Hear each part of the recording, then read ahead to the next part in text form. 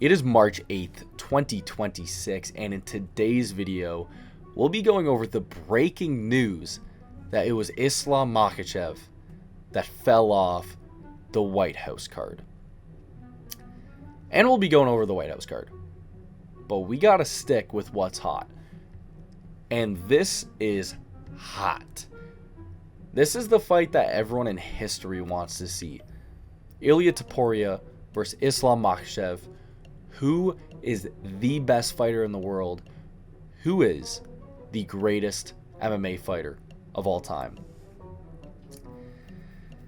So it sounds like negotiations for Islam and Ilia didn't happen until last week. Justin Gaethje was told on Thursday he will not be fighting on the White House card, but Ilia would be. Friday night, that video with Hunter Campbell saying, something fell off. And Dana confirming that. And Justin Gaethje being told Saturday morning, the day of UFC 326, that, hey, you're on the White House card and you're main eventing. It fits all too well. This puzzle is perfectly solved. That Islam Makhachev continues to duck Ilia Topuria. And you know what? I can't blame him, because Islam's supposed to be one of the best fighters in the world. Ilia's obviously the best.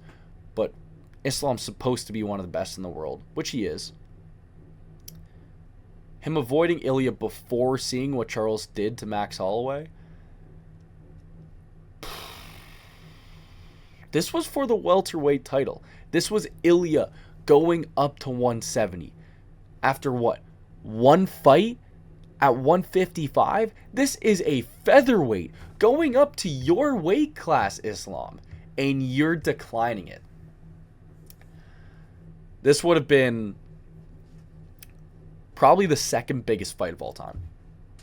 You have Conor McGregor versus Khabib Nurmagomedov at number one, and I don't think that will ever change. But Islam versus Ilia on the White House lawn.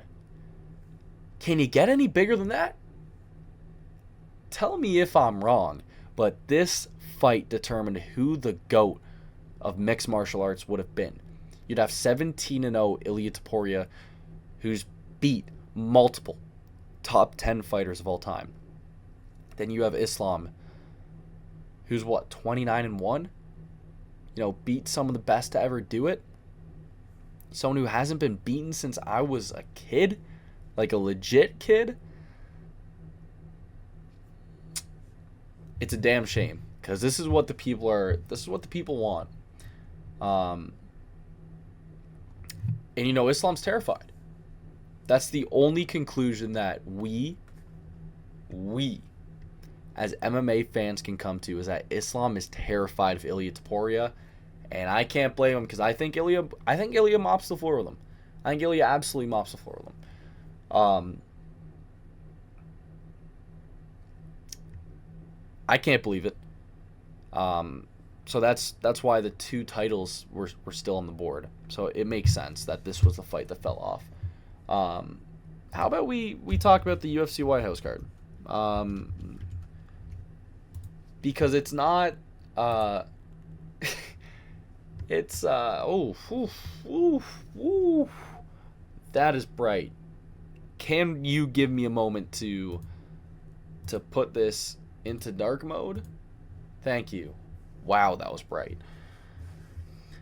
Anyways, shit. Let me get to the where's the announcement? Here we go.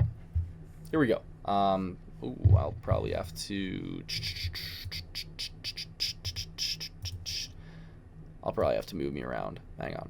Give me a moment. Okay.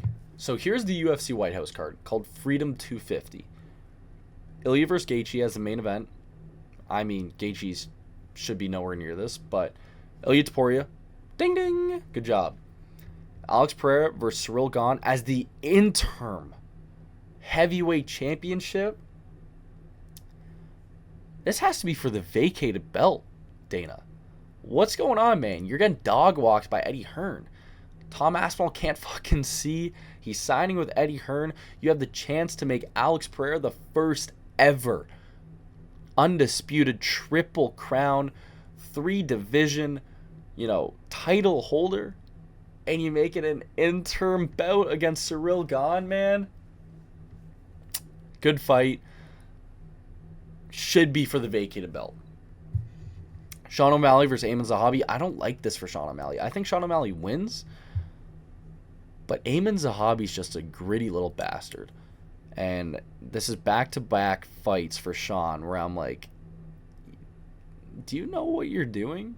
Like, taking a fight against Song Yadong, who's really, really good. Really good. And then now taking Amin Zahabi. 2 of the hardest fights in the division. Shout out to Sean. If he wins both these, he'll fight for a belt. Mauricio Ruffy versus Michael Chandler. White House Lon Chandler. I'm not going to... I'll give you one prediction, and it's Michael Chandler knocks out Mauricio Ruffy. The path back to the belt starts now, man. It starts now. Michael Chandler knocks out Ruffy. Michael Chandler fights Benoit Saint-Denis. And Michael Chandler beats whoever the title holder at 155 is. That's how we get back to the belt. Should we just, disregard this? Because Bo Nickel versus Kyle Dawkins on the White House lawn, Dana? It's disgusting. It's disgusting. Stop it. Where's Colby Covington? That should be where Colby Covington is. I'm pointing at my monitor, by the way. So I got a monitor here, and I got a monitor here. So that is what I'm pointing at. And then Diego Lopez versus Steve Garcia. Why is Diego Lopez taking this fight? Even though he probably wins, this is one of those fights where it's like, Steve Garcia's 14-1 with 12 knockouts. I don't know why Diego Lopez keeps taking these fights. The Gene Silva, now the Steve Garcia. Dude, take someone else, man. Imagine this card. I'm going to make 2 minor adjustments. 2 minor adjustments. Ilia Topuria versus Islam Makhachev.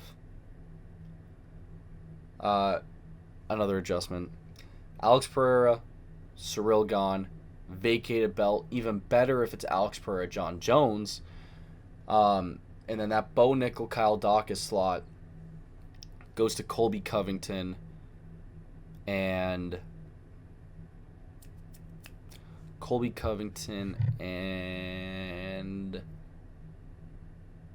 McGregor. Colby Covington, Conor McGregor. Okay, now I'm just tripping out. That'd be kind of awesome. That'd be kind of awesome. Anyways, that's all I got for you guys today. For the second time in the day, double upload, which is really interesting. I'm really on that grind. So yeah, that's all I got for you. Peace out.